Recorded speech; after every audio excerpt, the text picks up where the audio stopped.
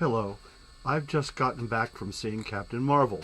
Now, I hadn't intended to go see it because I've read a lot of reviews and I thought I knew what it was basically going to be like. And then I followed the negative statements in the reviews some, and I realized there was be something important to see in this movie because a lot of people like it a lot, so it is at least entertaining. So I went to see it, and I'm glad I did. I can say that it's a 2-hour whatever movie, and I was engrossed in the film from the beginning to the end. But something important has to be said here, and it has to do with the fact that it's inevitably going to be compared to Wonder Woman, and it's like, what brands Marvel or DC's comic brand is got the better first woman superhero. Now, I've got to say that that's not really what this should be about. What I think is, and I'm going to give the essence of my review right at the beginning here, is that Captain Marvel, compared to Wonder Woman, brings up the old theater statement that when you have a libretto and the music and a cast, they can perform a musical play. But at a certain point, the cast either gels or it doesn't. And if it gels, it's considered to be now a show. Instead of a musical play, it becomes a show. And the most important distinction between Wonder Woman and Captain Marvel is Wonder Woman is a show. It gelled.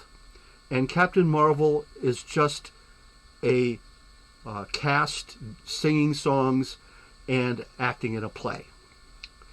But there is something very important behind this. And it has to do with the larger importance of these kind of movies for America and the world as a society. Because like maybe $250 million are invested in these things. That's a significant portion of a nation's economic resource to spend on entertainment, And I have to say that Captain Marvel shows that if you can spend $2 or $3 billion, or no, $200 or $300 million. Yes, there we go. I'm getting it right now. You could hire such amazing talent that you can put on a sequence of scenes that each are very carefully crafted to amuse you, to startle you, to amaze you with some special effects, and the story can be interesting enough so you follow it to the end. So you can have a full evening's entertainment, and this movie is entertaining. But the danger is that the entertainment and communications media industry in this United States is so consummate in professionalism, accomplishment, and excellence that it can thoroughly entice you into the theater and keep you going for 2 or 3 hours, or maybe, days on end if you're watching Netflix and binging. They can really keep you entertained and diverted without giving you actually anything at all. They're that good at manipulation. This is something I noticed about music as it went into the late 90s. I'm thinking to myself, God, even the best groups I knew, like the Kinks or something, have no musical skills compared to the studio musicians they can assemble today.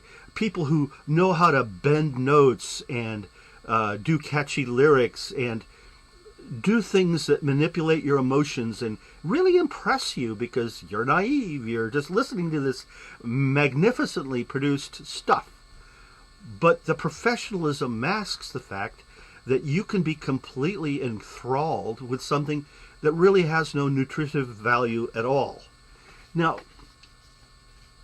another way to look at it very much is that the difference between Wonder Woman and Captain Marvel isn't because Captain Marvel is manipulative and professionally put together theater puppetry, and Wonder Woman is not. No.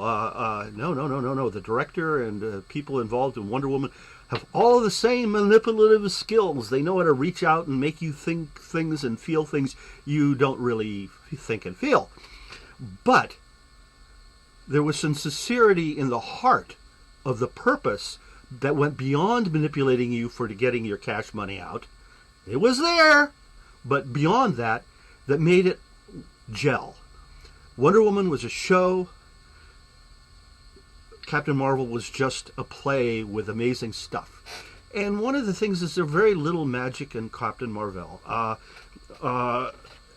I think the actress who played that, Brie Larson, is a really excellent actress. She shows in this that she can do a lot with just practically nothing, which is what she's given.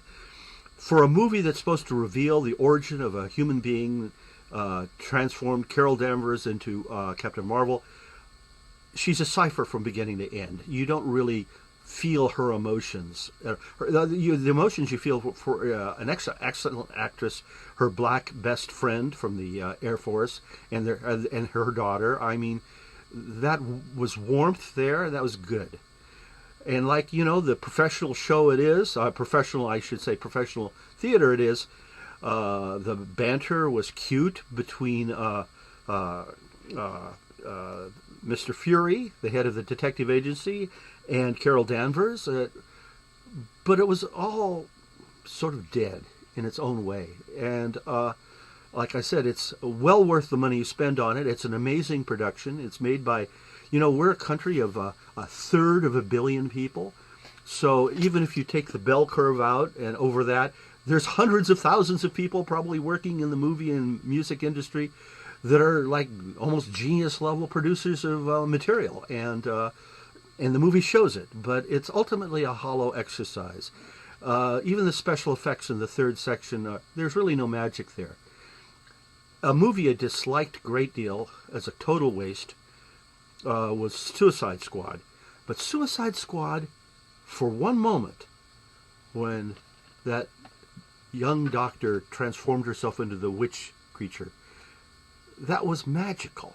For one instant in that waste of a movie, cinema came true on that screen. The same thing with Kong Skull Island. A total success as special effects, super special effects realism, as if the supernatural was supposed to be made to look physically real and ordinary. But for one moment in that movie, when a tree exploded into pterodactyl wings, it was a true cinematic moment. That is something I don't think happened at all in Captain Marvel. There wasn't one moment of real magic at all, except for at the very end where a cat coughs up a hairball. There was something humane and intimate, and you could relate to it in it, that didn't happen anywhere in the movie up to that point. So I think the point about Captain Marvel is that it's an excellent film, wonderfully wrought, and therein lies its seduction, its danger, and its warning that how we can be distracted and fooled into not demanding heart and the truth that comes with heart. Thank you. I'm Leo Rivers. I'm a poet in Cottage Grove, Oregon.